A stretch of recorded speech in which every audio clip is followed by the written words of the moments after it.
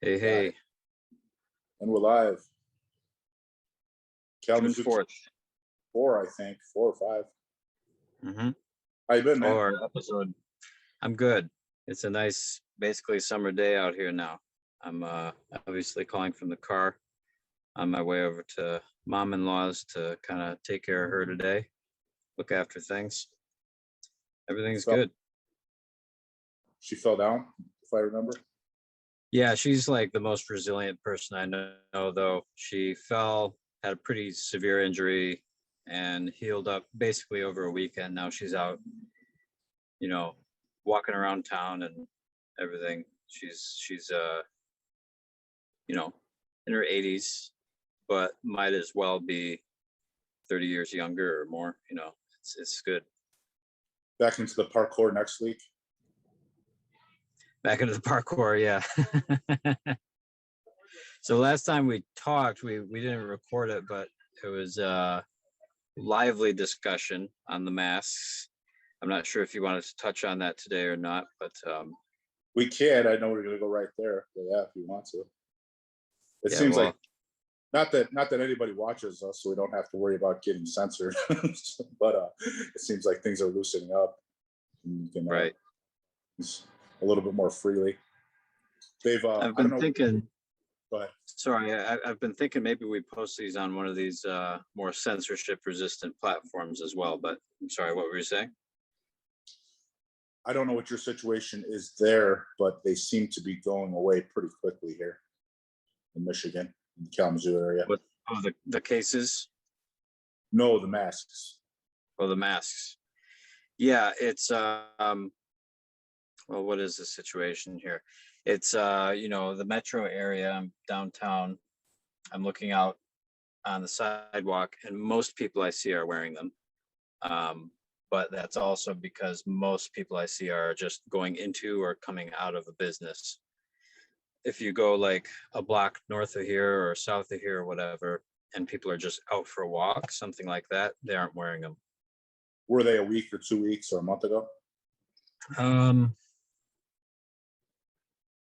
I would say, to your point, like the rate of people who are wearing them just out and about, even when they aren't going in someplace, has been pretty rapidly decreasing.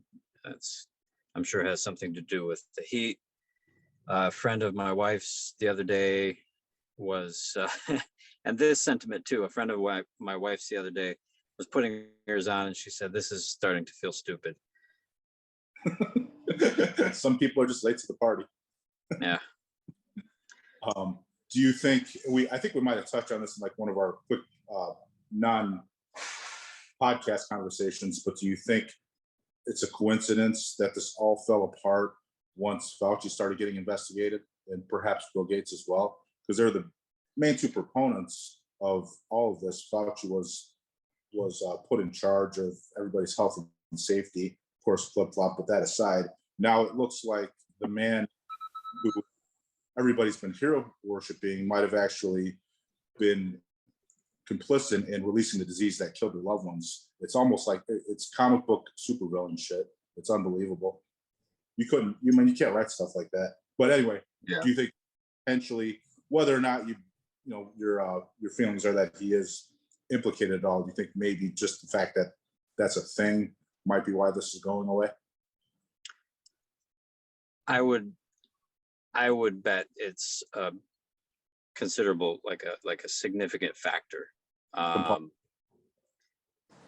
It's like just the cherry on top, isn't it? Like over the course of this entire thing, the inconsistency and flip-flopping on messaging has been consistently inconsistent, right? So it's a really just a cherry on top. You've got all this inconsistent messaging over the thing, and now there's, with traditional mainstream credibility, who are now warming to the idea of the lab leak hypothesis, who are now like, oh, Fauci maybe isn't this knight in shining armor that we thought he was. And it's like, as far as undermining public trust, I'm like, yeah, that's a cherry on top, a just in time nail in the coffin kind of a thing. It's like, where do we go? Like we were talking about last time, I was asking you, where do we go from here when there's a more serious pandemic? Because we've spent all our public trust, you know? So that's where I'm at. I think that, you know, for some time it's been reasonable when you're outdoors, I guess the entire time, to not bother with a mask, right? That's my opinion, because your aerosol, everything's going to be dispersing really rapidly. But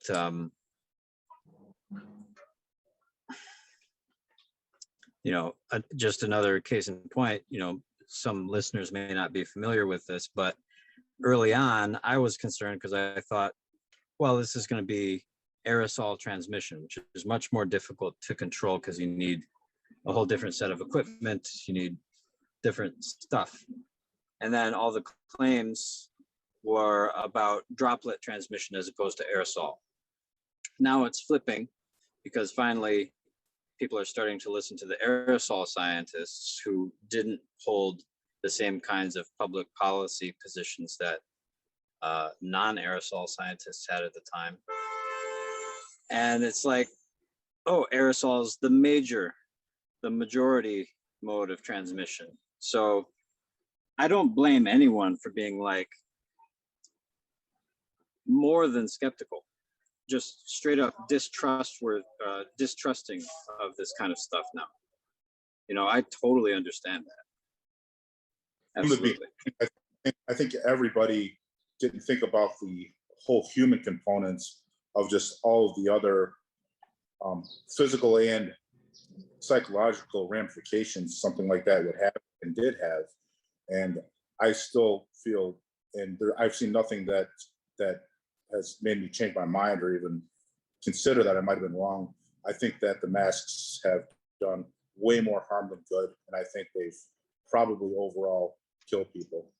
I don't think I think as far as a tally, I think they, you know, let's say perhaps they maybe saved some people in some situations, but overall I think they've caused a lot more death, destruction, and division and derision between people. Yeah.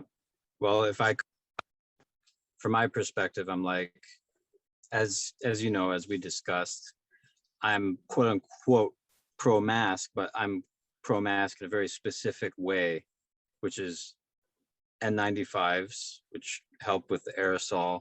And then the other thing is, back in business, you can hear me?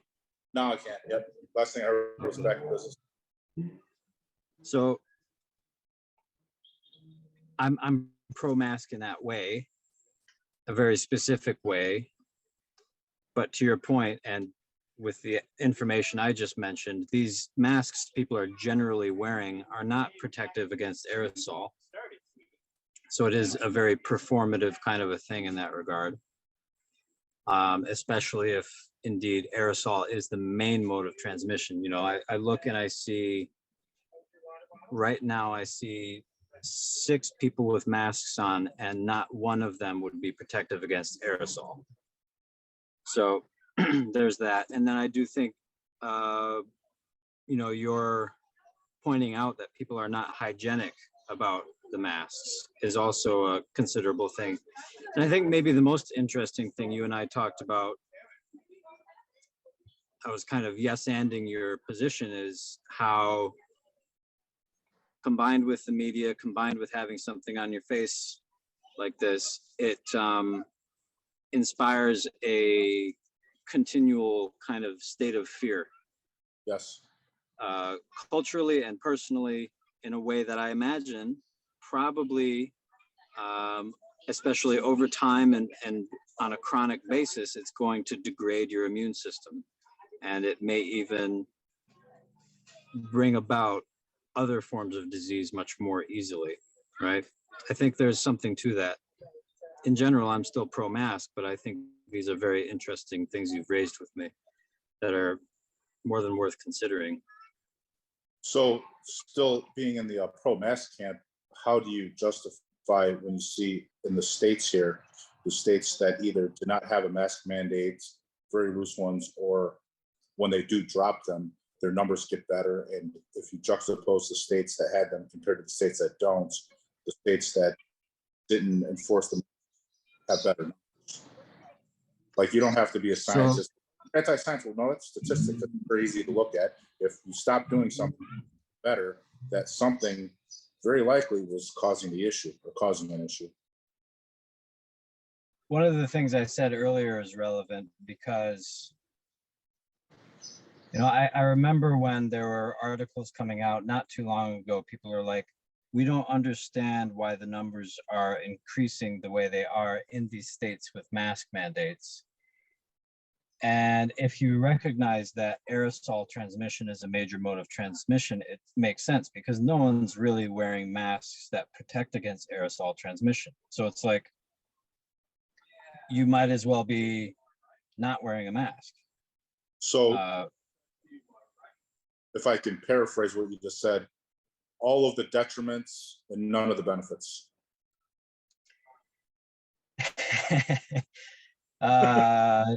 Yeah, more or less, because I Good. don't. We're in a subject. I'm sorry. I'm sorry. I said, okay, we're in agreement. Next subject. Oh yeah, right. Go ahead. So there's that, and then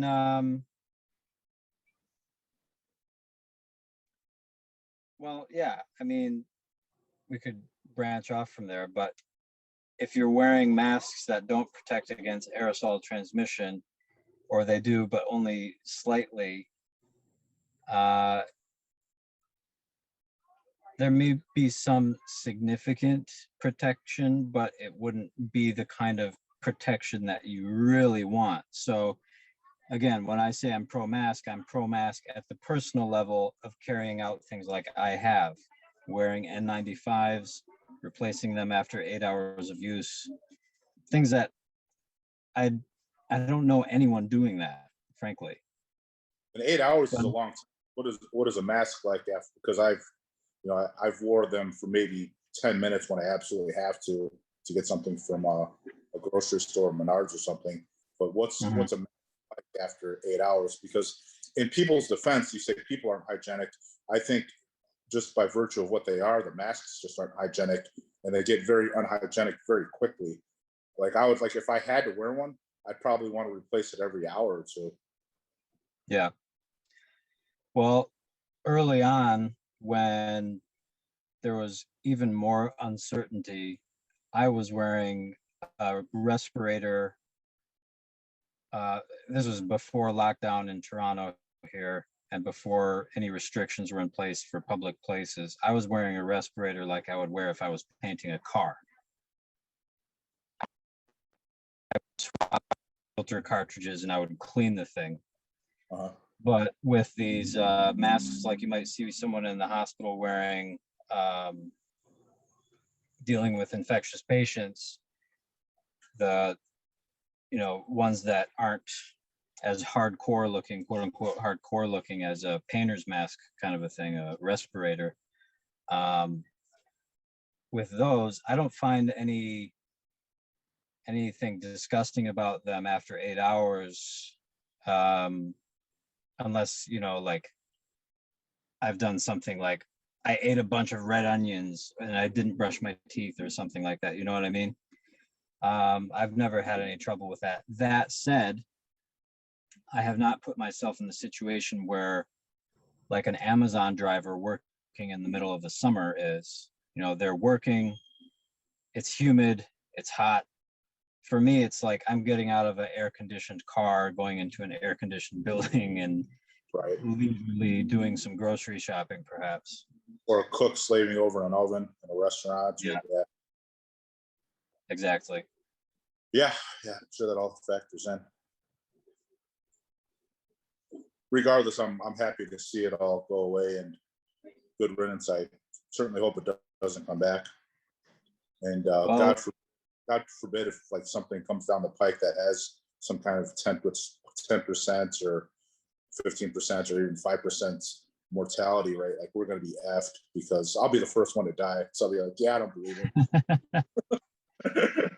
Right.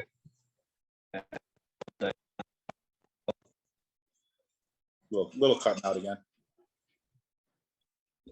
You know, one of the people I first heard sounding the alarm about it was Balaji Srinivasan, startup founder in a genomics company in healthcare. And he said something recently on a podcast I listened to. He was like, you know, I don't rule it out at all that this goes on with new variants developing regionally over the next 10 years.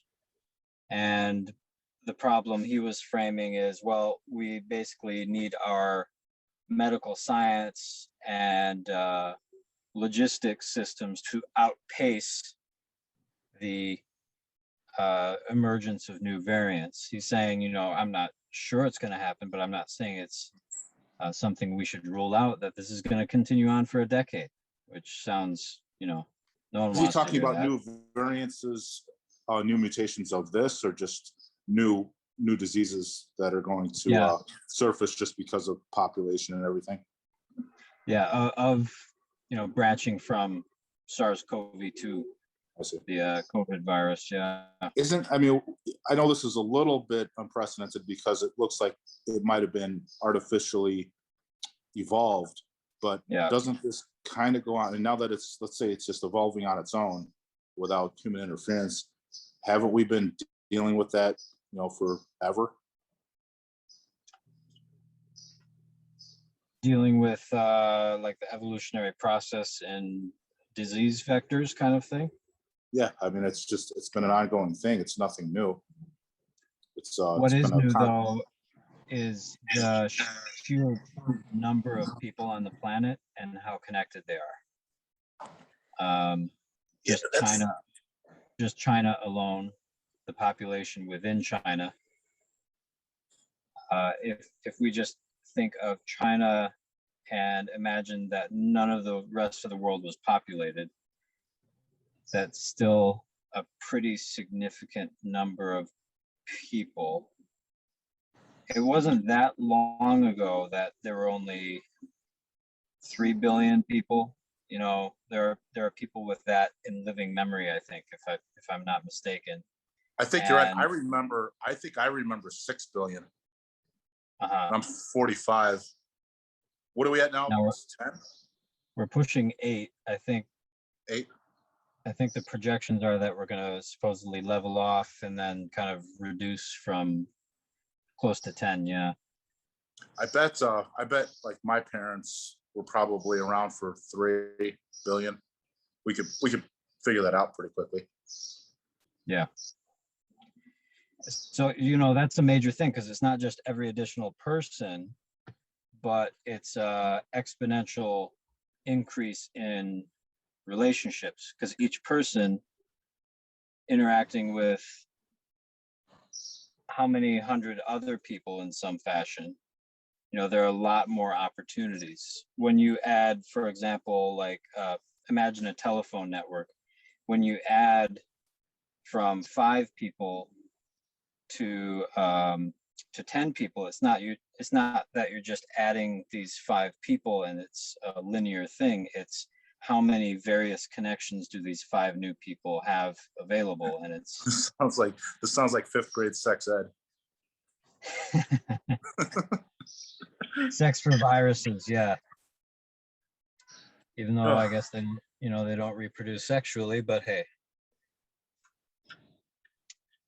Yeah, I'd imagine that all factors in, and you know, you have to take into consideration just how easy travel has become the last few decades, back and forth, and I'm sure there's a lot more of that. But it seems like that has been increasing linearly, you know, somewhat linearly. I mean, I'm speaking out my ass. We'd have to look at all those figures, but just from my perspective, it seems like that has always been increasing linearly.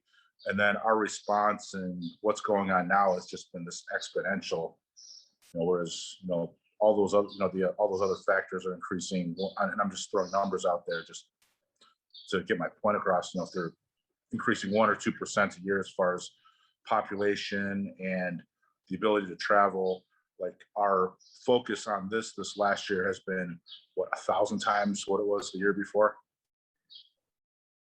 It just seems, I'm not quite sure if I'm making my point coherently.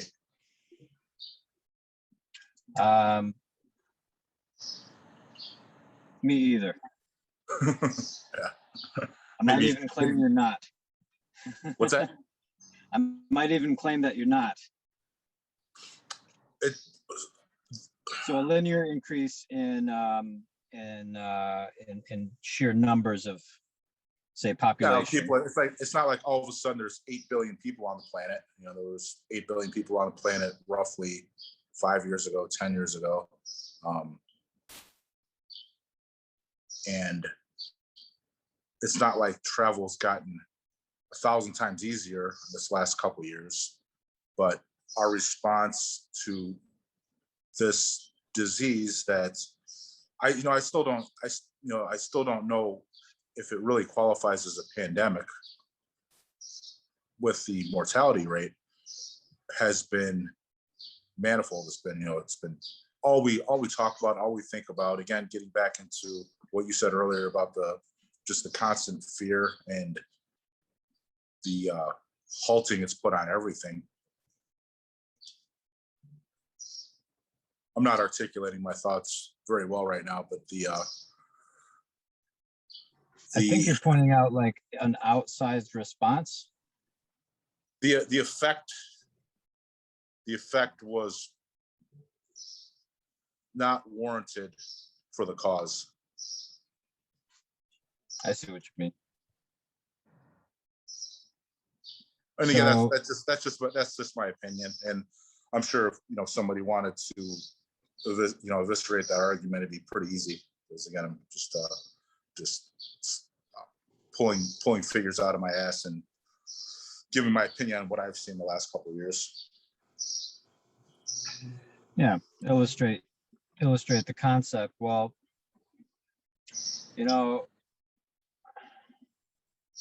this is like the one area where I got to give it to George Bush.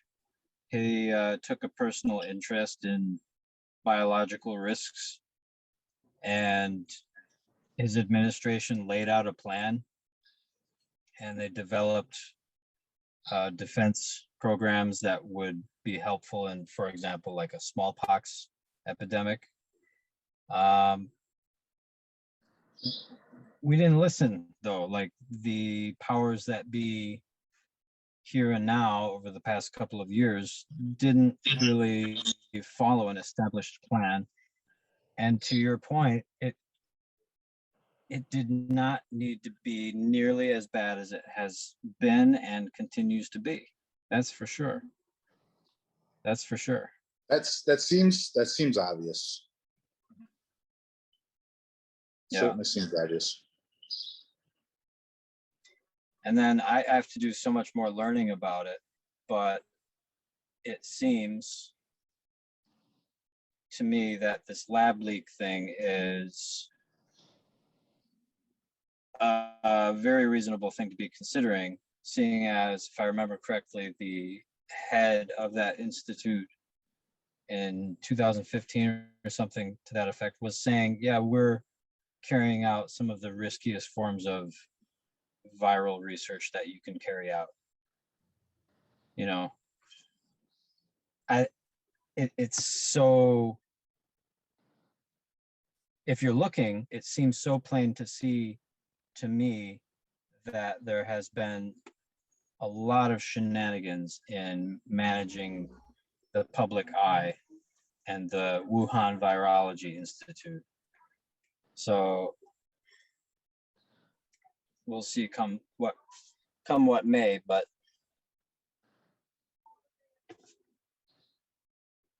they're unwilling to share their data logs, for example. Even now, like I almost, in a cynical moment here and there, I think that so much of the uncertainty, the fear and doubt being spread throughout the media is to, in part, ensure that people lose the will to really inquire into these things. I mean, it's got me exhausted. I don't think I'm a minority. I think most people, I mean, they're just afraid to say anything just because it might not be a popular opinion, or there might be repercussions to your business, or you might be speaking on something that you really have no idea about because there's so much information. How do you sift through it? Who's lying to you? Did this guy that we put in charge of our public health and safety cause this? It's like, like you said, that's the proverbial cherry on top.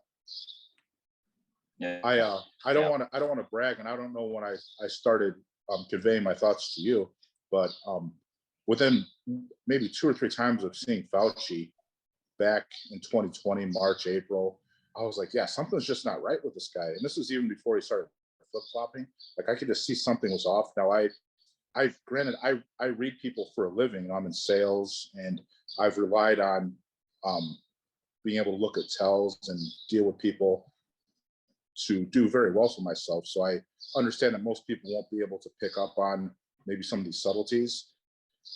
Mm-hmm. However, after he started flip-flopping, it seems like the people that hero worshipped him doubled down, tripled down on it. And now all these receipts are coming out. It'll be curious to see if he still has a section of the population that are in denial and still hero worshiping. It's just, it's baffling. It's baffling to me.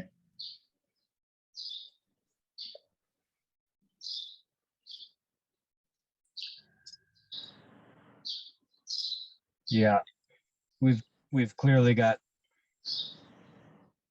a whole smorgasbord of really complex, difficult to understand, if not impossible to personally understand, problems to deal with socially. Certainly seems so. It's not just a virus, it's the whole social ecosystem of the media, of people's conversations, what decisions they make, what they're willing to think about. Yep.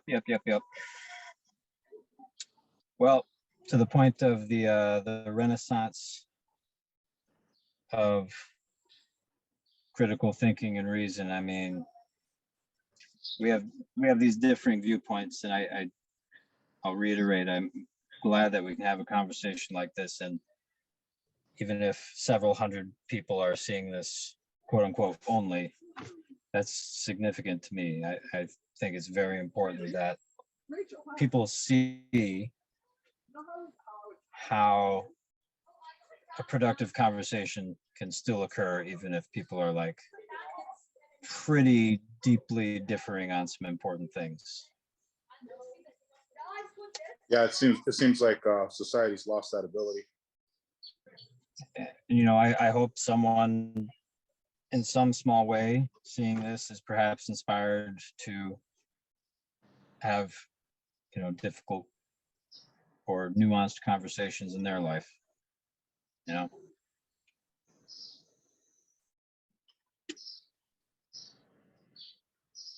As these things have unfolded recently, instead of getting when things have unfolded that are favorable to past things that I've said and past opinions I've had, I'm trying not to be, I told you so, and I told you I was right. I'm trying to be magnanimous about it. And it's like, well, here's where we are, so what do we do from here? Yeah. And just so we're on the same page about it, I was dubious, or I found Fauci dubious from day one of him saying, yeah, we don't need masks. Like, what the hell are you talking about? It's a respiratory contagious disease. Anyways, we have a different way of arriving at doubting Fauci, but that was mine personally. And that's something interesting too about his staying power is no matter where you're at with it, he's contradicted himself so many times. Like, where's the trust? Yeah. Yeah. And then we have the preceding years and years and years of our public discourse going down the toilet in the first place. And then the pandemic's all that was talked about, you know, for all intents and purposes. So, you know, certainly time to, if you, I think if anyone listening has found themselves thinking, oh, maybe I'm a little too attached to media, chances are you are, you know, have a look at your own life and where you can actually exercise some control and agency, because we're just in for a continuous wild ride as far as the media environment is concerned, as far as I can see, you know, for the rest of our lives, I'm sure. Got all kinds of weird stuff coming down the pike. So develop your Unfortunately relationships, agree. you know.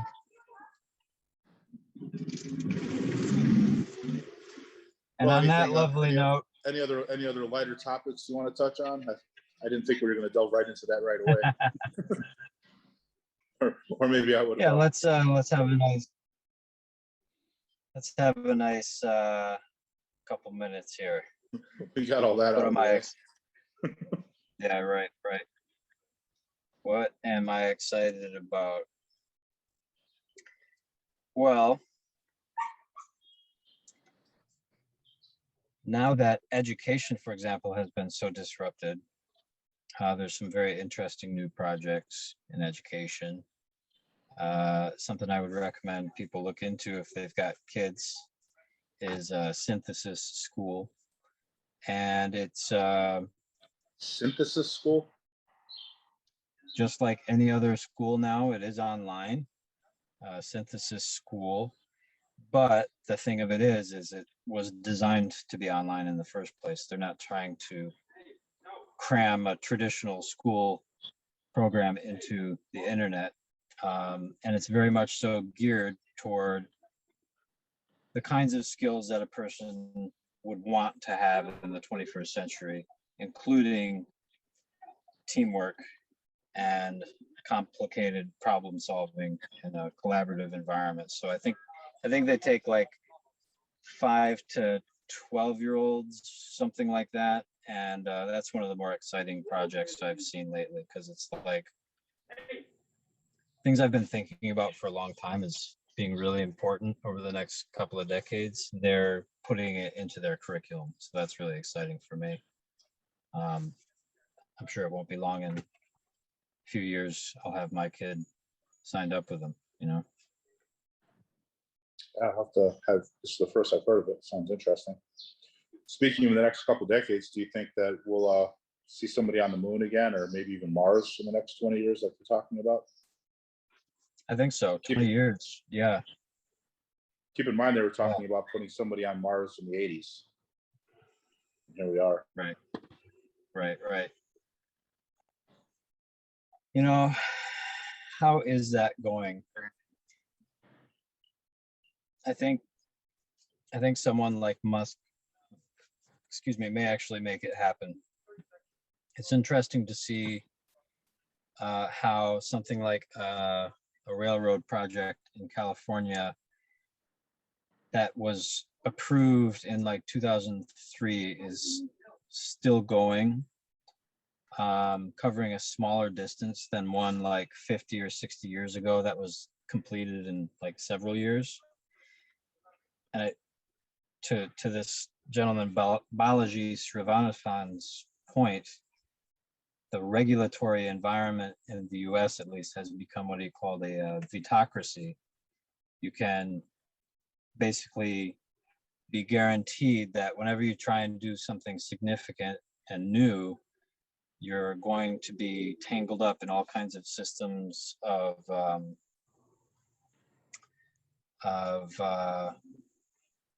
well, where people can veto various aspects of your project. So I wonder about the start of new forms of governance. Maybe you've heard of seasteading, where people are creating these countries out of thin air, so to speak, out on the open ocean, using old oil rigs, using new structures. I think they're building something in agreement with French Polynesia right now.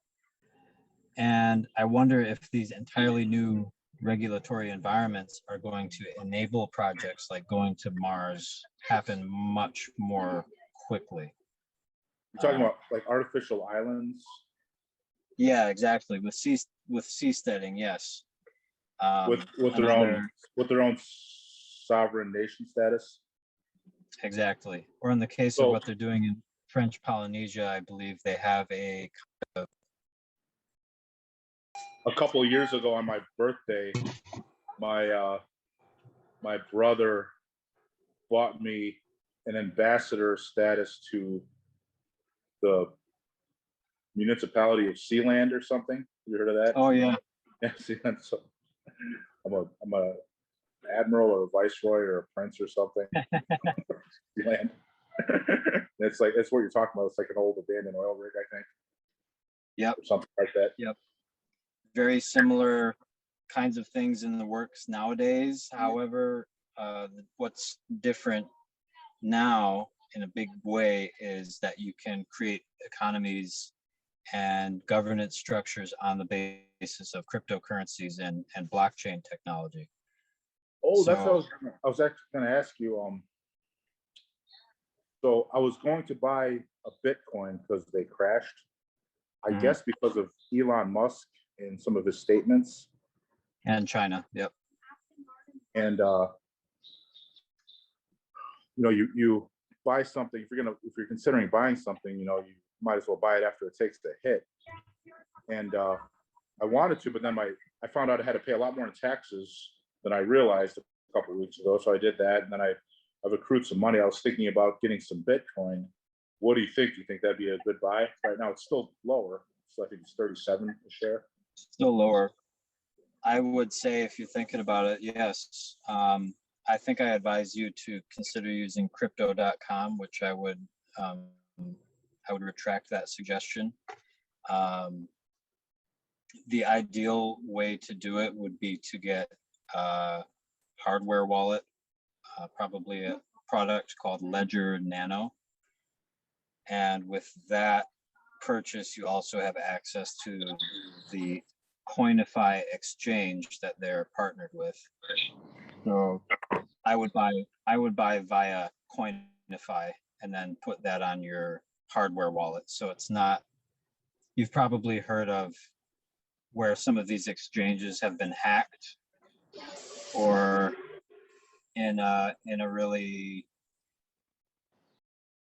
one guy who founded the one of these exchanges in Canada, only he had the keys to the exchange basically, and he disappeared, or he died. I forget which happened. And so it was like tens and tens of millions of dollars that just basically vaporized because he died with the keys.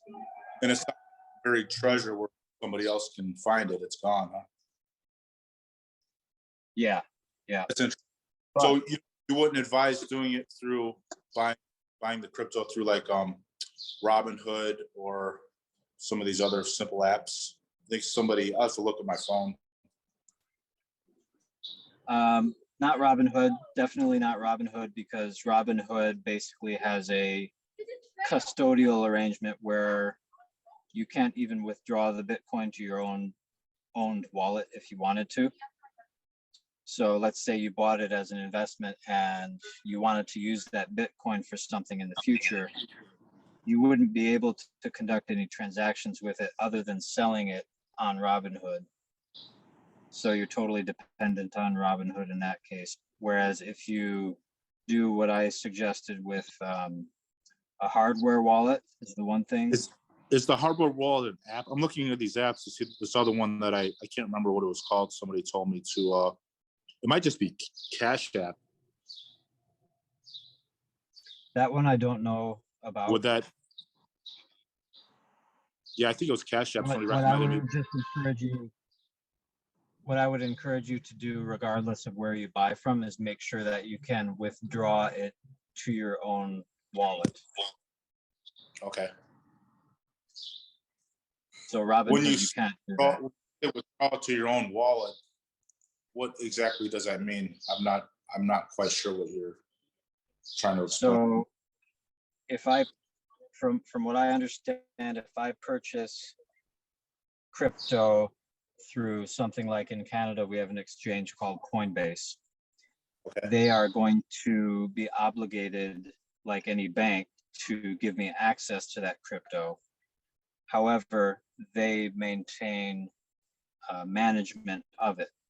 Whereas if I withdraw it to my own wallet, what happens is all of the information that gives me access to that Bitcoin becomes embodied in my own physical device. So then I no longer, if I want to, I can no longer have a relationship with that exchange whatsoever. And I have the Bitcoin with me. Could that lead into a similar situation to what you just referenced, where let's say you have access to your money and your Bitcoin, something happens to you and your family has no way of retrieving it? I actually have set up for some clients a process by which you have a fail-safe kind of a thing in that sort of a situation.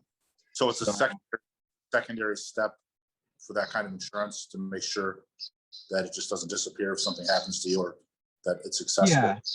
Yeah, you could imagine a few different possible solutions, right? You could have a safety deposit box with a copy of the information that would be accessible to your beneficiary upon your death.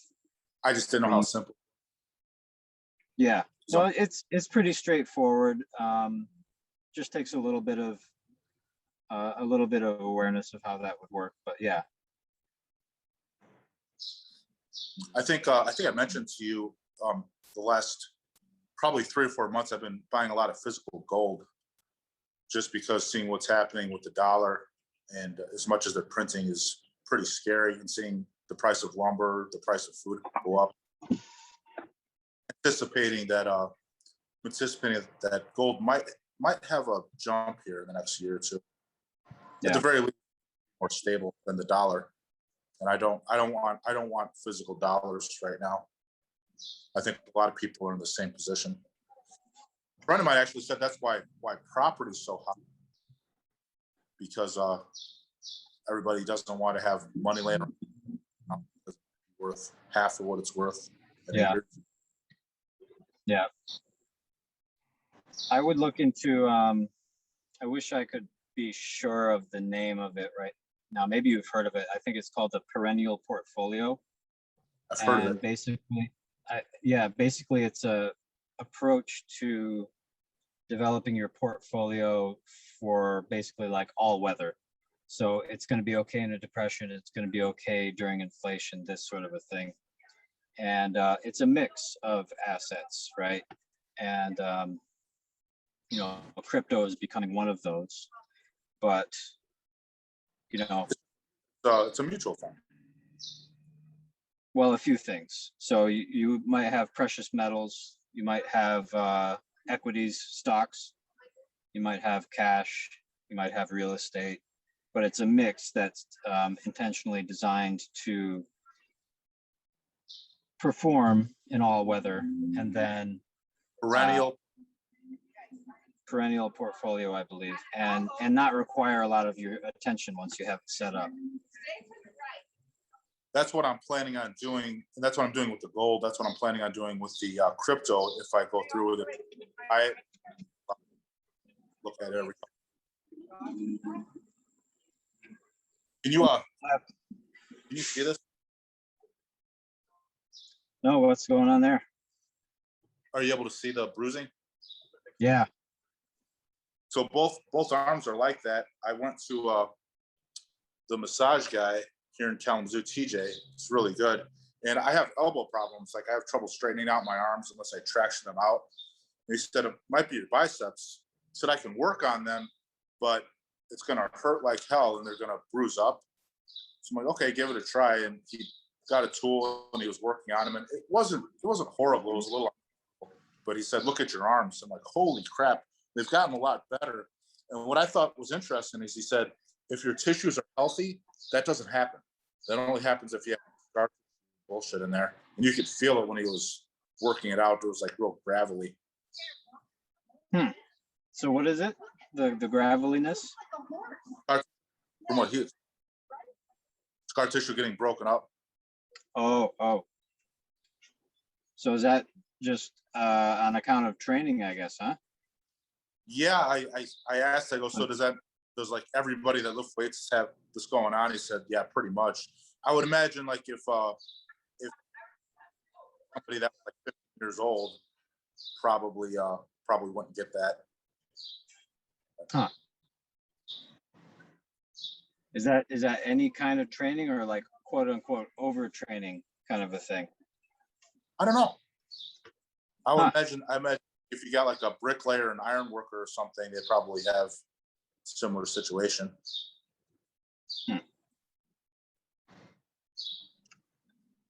Well, we're coming up on 50. Yeah, I was just planning on doing a half hour. You kind of I don't know why, but you kind of surprised me and threw me for a loop going right into the mask thing. I guess I should have anticipated it. I'm actually like, then we had to cap it off with some nicer subjects. Yeah. Didn't even buy me a drink for it. Now I gotta go to work and I'm tired. Oh boy. Have a nice walk outside, huh? It is nice. I got a bicycle recently because my hips are gonna be bad until I get the surgeries, and I can't walk for anything. Like I can do about a half mile, my back flares up, but I can bike ride just fine. And the weather's been nice, and I've never had the combination of having a bicycle and having an urban area like this, and it's pretty cool. Nice. And it gave me I got a refound freedom out of it, being able to pedal around and go places without a car. Oh, that's great. Do a little bit of exploring. Do you have a bicycle? Not here, no. I did back in KalamaZoo, but it got stolen. Really? Yeah, I've been keeping it locked up. Yeah, mine was on like one of those Super Duty locks out front of the building. Outside though, and someone must have come with like a set of bolt cutters, something, managed to get through it. Happens all the time. That's too bad. Yeah. So you know what I mean as far as KalamaZoo being very, very bike friendly. Yeah, absolutely. I'd imagine it is there. I imagine if you got one up there, it's probably a nice. You're right in Ontario, right? Yeah, there's all kinds of trails, and then just the other day I saw there was a major roadway that has new bike lanes now. So, absolutely, it's kind of a going joke in Toronto that people like Torontonians, part of their quote unquote identity, so many of them is like more bike lanes. So yeah, you might want to revisit that. Becoming some of my earliest memories are biking with my dad, and he had the thing in the front of the bike where you'd sit. Yeah. And nowadays we've got the I don't know, there are at least a dozen businesses around here doing the e-bikes with battery boost for when you're going up hills and that sort of a thing. So yeah, there's a couple hills here that I like. If I'm not really feeling it, I'll just avoid. You probably remember where I'm talking about. Oh yeah, the one behind like Crow's Nest in that area that goes up to like the Western's campus. That thing's a monster. Yeah. I was actually today. It's the first time I've been out there on a bike, and I'll try it. And I put it in the easiest gear and started, and about maybe 10% up the way, I'm like, yeah, I'm not doing this. Yeah. At least you tried. Yeah, I'll do it. I'll conquer it at some point, but that'll be the mission for the day, not just something I do casually on a bike ride. Right. When are you gonna be down here? Thanksgiving. Oh, it's a little while. All right, man. Well, we will wrap it up. It's always a pleasure. And I guess if I don't talk to you before then, I will talk next Friday, roundabouts this time. I'm sure I'll talk to you before then. Sure, we'll talk again, but absolutely. We're locked in for the Fridays. All right, buddy. Take care. Have a good week. All right, you too. Talk soon.